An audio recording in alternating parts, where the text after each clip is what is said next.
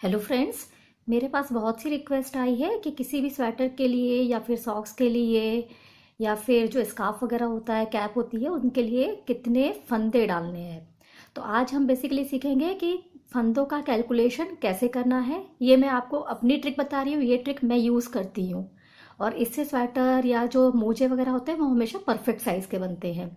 आप ये ट्रिक आप भी सीख लीजिए, ये आपको हमेशा काम आएगी। आप वूलन की कोई भी चीज़ बनाएं, किसी भी बच्चे के लिए बनाएं, किसी भी बड़े के लिए बनाएं, कोई भी वूल से बनाएं, ये आपको बहुत काम आएगी।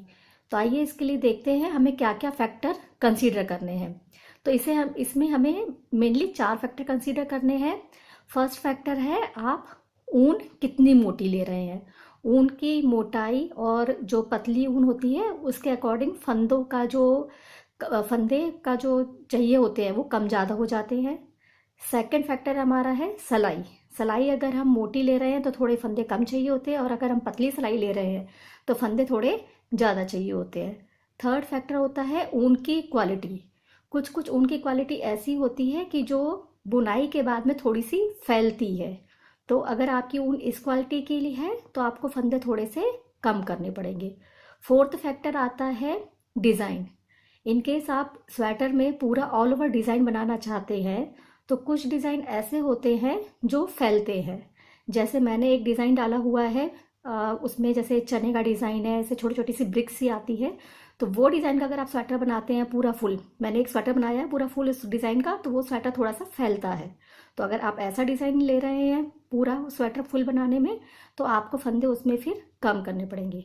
तो ये 4 फैक्टर हमें कंसीडर करने हैं: ऊन की मोटाई, सिलाई की मोटाई, ऊन की क्वालिटी और इनकेस पूरा फुल डिज़ाइन वाला स्वेटर बना रहे हैं। अगर आप थोड़ा सा अगर पैटर्न दे रहे हैं स्वेटर में तो आपको फोर्थ फैक्टर कंसीडर करने की ज़रूरत नहीं है। तो आइए एक हम सैम्पल के हिसाब से देखेंगे कैसे हमें कैलकुलेट करना है। तो इसी को समझने के लिए देखिए, हम एक सैम्पल में आपको बता रही हूँ कि कैसे कैलकुलेट करना है। इनकेस आप ये समझिए कि मुझे ये वाली जो टी शर्ट है इसके मेज़र का एक स्वेटर बनाना है। तो मैं क्या करूँगी, मेज़रमेंट जो टेप होता है उससे सेंटीमीटर में मुझे इसकी कितनी चौड़ाई चाहिए, तो ये आ रही है लगभग 41 सेंटीमीटर।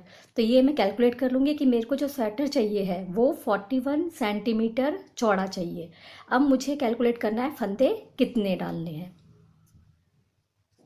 तो ये देखिए, मैं आपको 2 ऊन के कॉम्बिनेशन से और 2 सिलाई के कॉम्बिनेशन से बताऊंगी कि फंदों का कैलकुलेशन कैसे चेंज हो जाता है। तो ये देखिए, ये मैंने जो एक ऊन ली है वो मेरी थोड़ी सी पतली वाली ऊन है और ये वाली जो ऊन है ये मेरी थोड़ी सी मोटी वाली ऊन है। और जो पतली वाली ऊन है उसके साथ में मैंने सिलाइयाँ यूज़ की हैं, 12 नंबर की सिलाई। ये देखिए, ये 12 नंबर की सिलाई है और जो एक सिलाई मैंने यूज़ की है वो 10 नंबर की सिलाई है। ये आपकी 10 नंबर की सिलाई है। और जो मोटी ऊन है उसमें मैंने एक सिलाई यूज़ की है 10 नंबर की और एक सिलाई यूज़ की है 8 नंबर की। अब क्या करेंगे हमें जिस भी ऊन का स्वेटर बनाना है और जिस भी सिलाई से बनानी है उसके हम 20 फंदे ऐसे सैंपल डाल लेंगे। और 20 फंदे ऐसे सैंपल डालने के बाद में आप इसकी कम से कम 7 से 8 सिलाइयाँ बुन लीजिए और उसके बाद में फिर मेज़रमेंट टेप से हम इसको मेज़र करेंगे। अब देखिए, मैंने क्या किया है कि जैसे ये पतली वाली ऊन है तो इसका 12 नंबर की सिलाई पे और 10 नंबर की सिलाई पे 20-20 फंदे डाल लिए हैं और मैंने 6-6 सिलाइयाँ दोनों की बुन ली है। फिर मैंने क्या किया है, ये जो मोटी वाली ऊन है इसके मैंने 20 फंदे 10 नंबर की सिलाई में और 20 फंदे 8 नंबर की सिलाई में डाले और इसके भी मैंने 6-6 सिलाइयाँ बुन ली हैं। यानी नंबर ऑफ सिलाइयाँ मैंने सब में 6-6 बुनी है। फंदे मैंने सब में 20-20 डाले हैं। पतली ऊन के साथ में मैंने 12 नंबर की एक सिलाई ली है, एक मैंने लिया है 10 नंबर की सिलाई के साथ में बुना है। फिर एक बार मैंने मोटी ऊन के साथ में बुना है 10 नंबर की सिलाई से बुना है पूरा 6 सिलाइयाँ 20 फंदों की और एक बार मैंने बुना है 8 नंबर से। अब हम इसको वापस फिर इंची टेप से मेज़र करेंगे।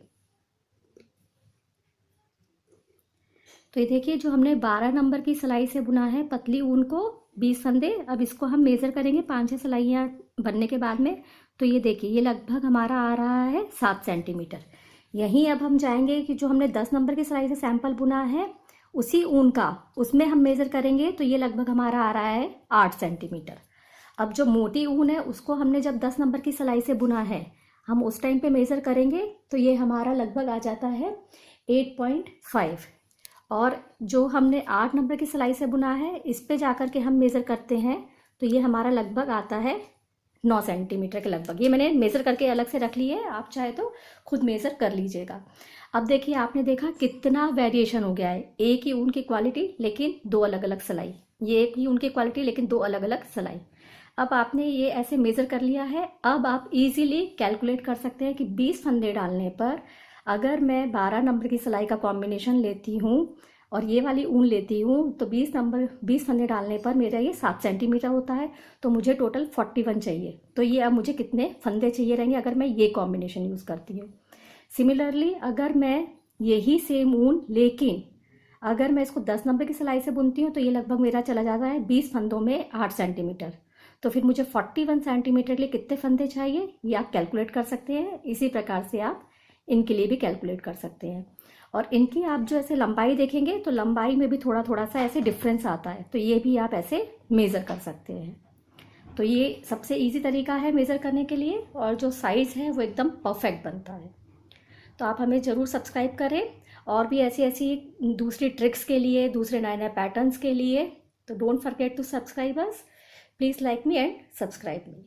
Thanks for watching.